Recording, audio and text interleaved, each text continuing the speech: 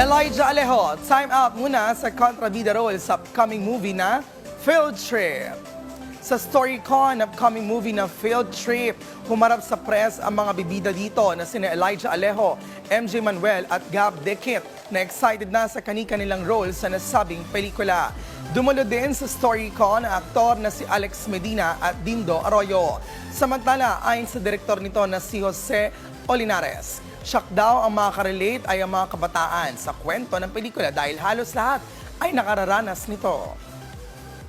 Pero nakafocus tayo sa buhay ng mga senior high na pwedeng, syempre, puro gadget, puro bigay lahat ang mga magulang, di ba?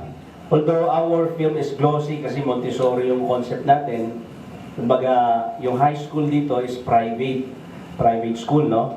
Field trip, meaning pag sinabing field trip, nasa field trip sila.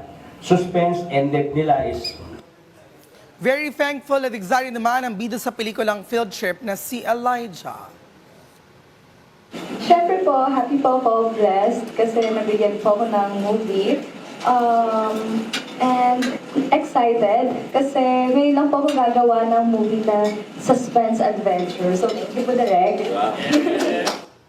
Ngayong taon, nakatakdang kuna na nasabing pelikula. Magkakaroon din ng participation ang mga bagong muka sa mundo ng showbiz na nanggaling pa sa iba't ibang lugar.